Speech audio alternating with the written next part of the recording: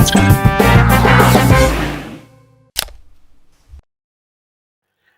सबसे पहले रमेश दीक्षित भाई साहब आपके पास आ रहा हूं और थोड़ा ये समझाइए कि ये जो जो गिरोह के जैसे नियम नहीं होते हैं कि हाईकमान बॉस डिसीजन मेकिंग में आम नेता का कोई रोल नहीं। आप लोग जब राजनीति करते थे तो आपकी जो पार्टियों में उसका चाहे राष्ट्रीय अधिवेशन हो चाहे कुछ हो, मतलब ठीक से वाद विवाद होता था, वाद विवाद हाथापाई तक भी हो जाता था कभी कभी, लेकिन लोग अपनी बात कहने को कम। यहाँ तो कोई वन वे ट्रैफिक है। तो जो मैं बात मूल रूप से आपसे कह रहा हूं कि ये कहीं कहीं आपको नहीं लग रहा है कि गिरोह में बदलते जा रहे हैं, जिस तरह से गिरोह चलाए जाते हैं वो नियम अब लागू हो रहे हैं? आनंद जी, अगर आप याद हो, सबसे पहली बार पॉलिटिकल पार्टीज के लिए राजनीतिक गिरोह शब्द का इस्तेमाल हिंदुस्तान में हमारे उस वक्त के नेता किशन पटनायक ने किया था। जब जनता पार्टी में जूतों में दाल बंटनी शुरू हो गई थी, उस दौर में किशन पटनायक जी ने ये कहा था, 78-79 की बात है, जब आखिरी दिन में सब एक दूसरे से लड़ रहे थे और सब अलग अलग कांग्रेस पार्टी के साथ दोस्ती करने की कोशिश कर रहे थे और जनता पार्टी टूट के कगार पे थी। तब उन्होंने कहा था कि ये पार्टी नहीं रह गई है जनता पार्टी, ये कई गिरोह एक साथ शामिल हुए हैं, जिसमें गिरोह के नेता के प्रति, सरगना के प्रति लॉयल्टी रहती है, पार्टी के प्रति नहीं होती है। उसमें जनता पार्टी में उस समय चौधरी साहब थे, राजनारायण जी थे, भगुना जी थे, तमाम बड़े बड़े नाम लेना बेकार है। तो लोग उनसे जुड़े हुए थे, कोई किसी का आदमी था, कोई किसी का आदमी था, जनता पार्टी का आदमी कोई नहीं था सही में। तो किशन पटनायक जी ने समझ लिया था कि ये स्थितियां आ सकती हैं कि जबकि कोई विचारधारा नहीं होगी, कोई विचार नहीं होगा, सिद्धांत नहीं होगा और शुद्ध रूप से एक व्यक्ति के प्रति स्वामी भक्ति जैसा भाव चलता रहेगा। तो आज जो दिखाई पड़ रहा है उसका एक कारण केवल है, वो है विचारधारा से मुक्ति पा दी गई है। हालांकि पश्चिमी समाज में विचारधारा से मुक्ति की बात तो 60 के दशक से की जा रही थी। हिंदुस्तान में थोड़ा सा भ्रम विचारधारा के बारे में बना रहा था, खास तौर से चाहे समाजवादी हों, साम्यवादी हों, गांधीवादी हों, थोड़ा सा विचारधारा की बात किया करते थे। मगर पिछले 10-15 वर्षों में विचारधारा नाम की चीज से सभी लोगों ने मुक्ति पा ली है। नतीजा क्या होता है, आप आज तो देख रहे हैं लोगों को, जो आपने नाम गिनाए हैं, आप गौर कीजिए, ऐसे भी लोगों के बारे में गौर कीजिए थोड़ा सा, कि जो लोग आराम से टहलते हुए दूसरी पार्टियों में गए, मंत्री बन गए और फिर लौट के टहलते हुए कांग्रेस पार्टी में आ गए, आए ही नहीं, प्रदेश अध्यक्ष बन के आए।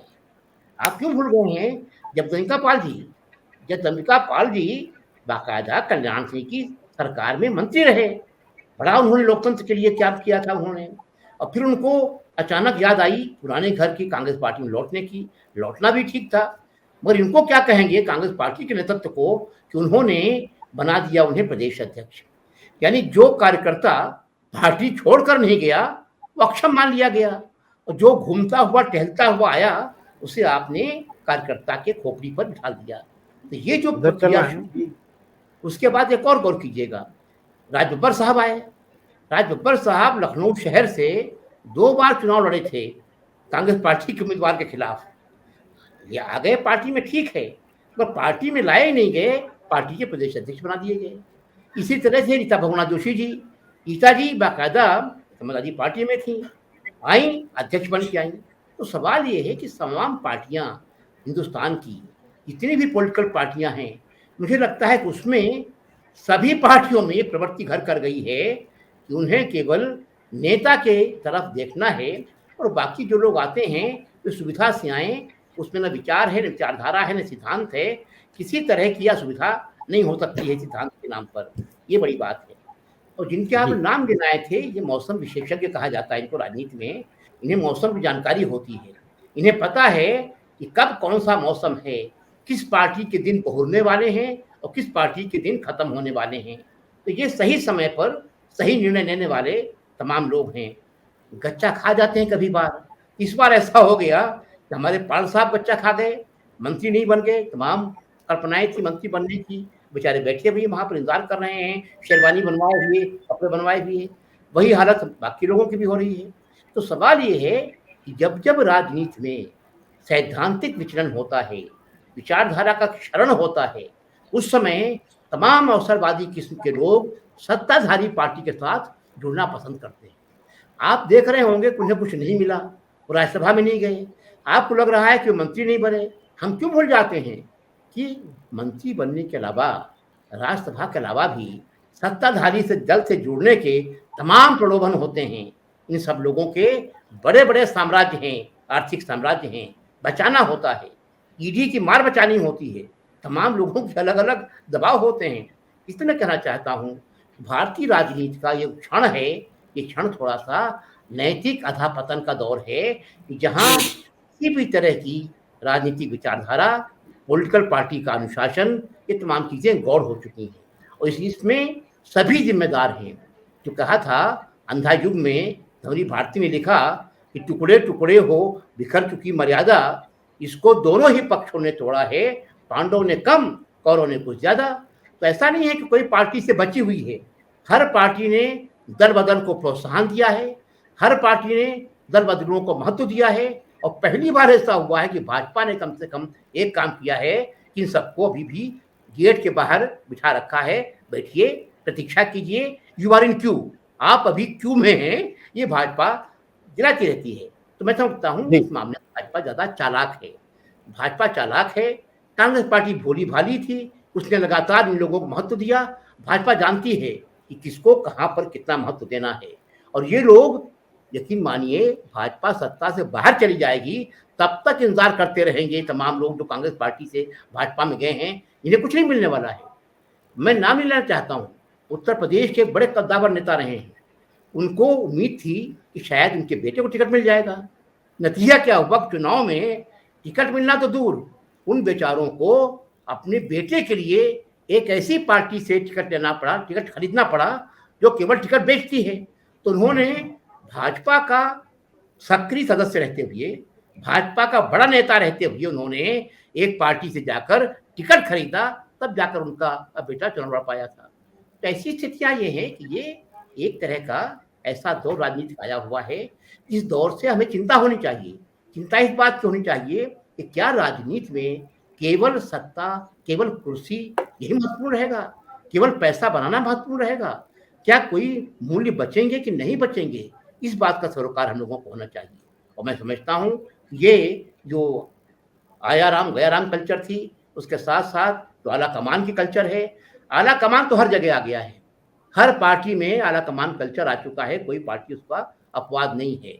और मैं समझता हूँ, पहले समय लगता था कि कम्युनिस्ट पार्टियां शायद अपवाद होंगी, तो वहाँ भी स्थितियाँ ऐसी ज़्यादा बेहतर है नहीं, कि हम लोगों को भ्रम हो सकता है जानने का भी। इसलिए चिंता का विषय केवल ये है, इन तरह के लोगों से जो मौसम विशेषज्ञ हैं, अवसरवादी हैं, सुविधाजीवी हैं, जिनके लिए राजनीति केवल पैसा कमाने का धंधा है, तो राजनीति को धंधा न बनने दिया जाए, ऐसा कुछ अगर हम कर सकें तो बेहतर होगा। वरना मैं समझता हूँ कि लोकतंत्र के लिए सबसे बड़ा खतरा ये एलिमेंट होता है, ये तत्व होता है, जो अपने पैसे के लिए, कुर्सी के लिए किसी भी तरह के समझौते कर सकता है, किसी को धोखा दे सकता है और किसी तरह की बड़े बड़े विचारों की बात कर सकता है। और कभी उनको अचानक इल्हाम हो जाता है कि उनके घर वापसी होनी चाहिए, अभी इल्हाम होता है कि लोकतंत्र की रक्षा करनी है, कभी इल्हाम होता है कि मैं तो तरस रहा था कि मैं घुटन हो रही थी फला पार्टी में, अब मैं आज़ाद हो गया हूँ।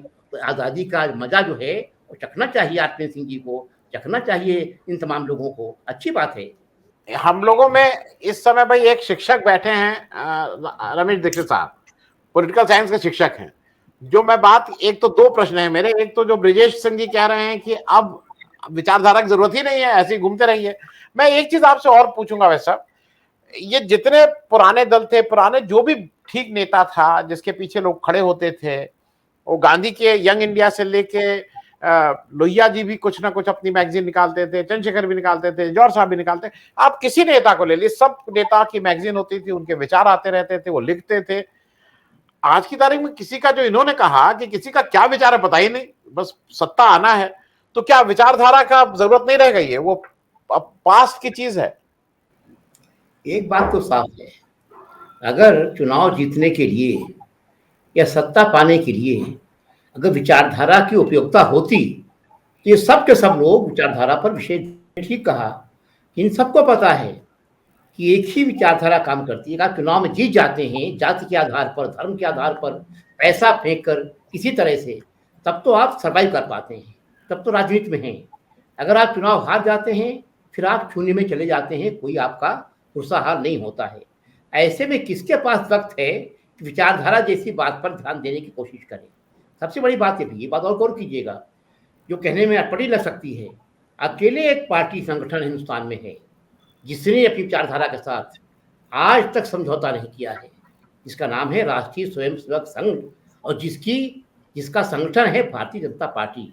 उनका मुस्लिम विरोध जैसा तैसा है, क्रिश्चियन विरोध जैसा का तैसा है, उनका लोकतंत्र विरोध जैसा का तैसा है, उनका कम्युनिज्म विरोध वैसा का तैसा है। उन्होंने मनुस्मृति में उनकी आस्था अभी बनी हुई है, संविधान के प्रति उनका अवमानना का भाव आज तक बना हुआ है। तो एक ऐसा संघ, वही केवल एक संगठन है जो अपनी विचारधारा पर आज तक अडिग है। एक नकारात्मक सोच, एक घृणा पर आधारित विचारधारा, वो अपनी विचारधारा पर अडिग हैं। और जिनके पास बड़ी बड़ी बातें थी, गांधी का नाम था, मार्क्स का नाम था, लोहिया, जयप्रकाश, नरेंद्र देव, बड़े बड़े नाम थे। ये सब लोग सुविधा पाते ही कैसे चले जाते हैं, मैं समझ नहीं पाया हूँ। जो लोग कल तक बात करते थे गांधी की, लोहिया की, जयप्रकाश की, वो आराम से इस वक्त मोदी जी के भक्त हो चुके हैं। कैसे हो सकता है? एक मुझे लगता है केवल एक सौंदर्य बोध के स्तर पर, एक शालीनता के स्तर पर अगर पॉलिटिक्स भूल जाएं तो कैसे एक आदमी जिसने जिंदगी के कुछ साल गुजारे हों आचार्य नरेंद्र देव के सानिध्य में, या गुजारे हों जयप्रकाश जी के साथ में, और अचानक जाकर अमित शाह के साथ सामने चला जाए, तो मुझे लगता है कहीं ना कहीं उस व्यक्ति में शुरू से ही एक सत्ता का लालसा थी, उसमें कोई विचारधारा के प्रति लगाव नहीं था, वरना इतना आसान नहीं होता। एक बात और कहना चाहता हूँ आनंद जी, ये जो बात बार बार हम लोग कह रहे हैं विचारधारा के बारे में, जो मैंने कहा भी संघ के संदर्भ में, आप याद कीजिए बड़ा नाम, एक बड़ा नाम था राजनीति में, नाम था बलराज मधोक। बलराज मधोक भारतीय जनसंघ के सबसे ग्लैमरस प्रेसिडेंट हुआ करते थे। उनसे ज्यादा ग्लैमरस प्रेसिडेंट कोई नहीं हुआ भारतीय जनसंघ का। और जिस दिन वो निकाले गए पार्टी से, उन्होंने देखी नहीं कि लोकसभा कैसी होती है, गायब हो गए, वो भटकते रहे। तो सवाल ये उठता है, वो एक संगठन है जहां पर थोड़ा सा विचारों पर ध्यान दिया जाता है। अगर बाकी संगठन भी विचारों पर ध्यान दे रहे होते तो आज सोशलिस्ट पार्टियां 50 घटकों में न बट गई होती। आज कांग्रेस पार्टी में भी तमाम विचारधारा का संकट ना गया होता। आज भी इतनी आसानी से कांग्रेस पार्टी का आदमी भाजपा में न चला गया होता। इसलिए मैं समझता हूं कि जरूरत है एक बार फिर, अगर पार्टियों को सर्वाइव करना है, अगर पार्टियों को जनता के सामने मुंह दिखाना है, अगर उन्हें भारतीय जनता पार्टी से लड़ना है, तो उन्हें वापस अपनी विचारधारा की ओर लौटना पड़ेगा। और सब मैं कहना चाहता हूं कि Congress party can survive only as a party with some ideology, और जहां उन्हें नेहरू के साथ दोस्ती करनी पड़ेगी, गांधी के साथ दोस्ती करनी पड़ेगी। बिना गांधी और नेहरू की विचारधारा के साथ जुड़े कांग्रेस पार्टी केवल हवा में तलवार भांजती रहेगी, कुछ नहीं होने वाला है। इस समय देश में विचारधारा का संकट ये है कि साफ साफ दो विचारधाराएं सामने हैं। एक विचारधारा जो सत्ता में है, जिसके पास लोकतंत्र का विरोध है, जिनकी समझ में समाज को बांटना है, जो बहुसंख्यकवाद पर टिकी हुई है, जिस भारत की बहुलता का सम्मान नहीं है।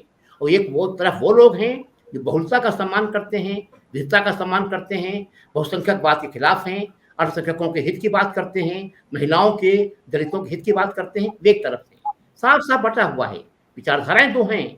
जिस भी पार्टी को विकल्प के रूप में आने की कोशिश करनी है, उसे ये भी तय कर लेना है, उसे अपनी वैकल्पिक विचारधारा भी जनता के सामने पेश करनी पड़ेगी, वरना जनता इन्हीं को ढोलती रहेगी और किसी को स्वीकार नहीं करेगी।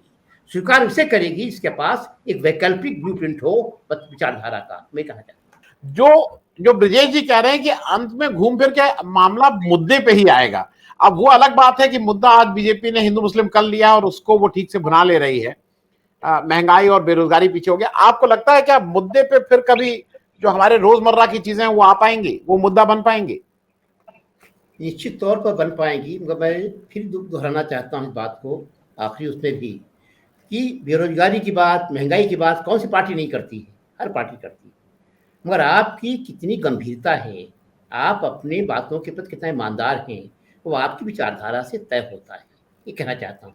इसलिए आज राहुल गांधी की यात्रा के बाद भाजपा को भी बड़ी याद आ रही है बेरोजगारी की, महंगाई के बारे में चर्चा करने के भी। इसलिए हुआ है कि किसी व्यक्ति ने वो मुद्दे उठाए।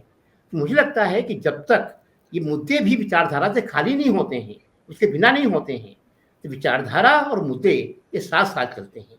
गरीब के हित की बात करना, राज्य के क्षेत्र की बात करना, निजीकरण के खिलाफ खड़ा होना, पूंजीपतियों के खिलाफ खड़ा होना, आम जनता का पक्ष लेना, और सबसे बड़ी बात है कि माइनॉरिटीज की, दलितों की, हाशिए के लोगों की बात करना, ये अपनी विचारधारा भी है, ये मुद्दे भी हैं। तो सवाल ये उठता है कि बेरोजगारी या महंगाई ये अपने आप में नहीं है। बेरोजगारी की मार ज़्यादा पड़ती है, दलित पर पड़ती है, माइनॉरिटी पर पड़ती है। ज़्यादातर बच्चे बेरोजगार भी हैं, उनके पास कोई सपोर्ट बेस नहीं होता है, कहना चाहिए। महंगाई की मार जितनी पड़ती है झुग्गी झोपड़ियों में, उतनी पड़ती है बड़े शहर की बड़ी कॉलोनियों में, फर्क होता है। जी भाई साहब, जी विचारधारा और मुद्दे साथ साथ चलते हैं।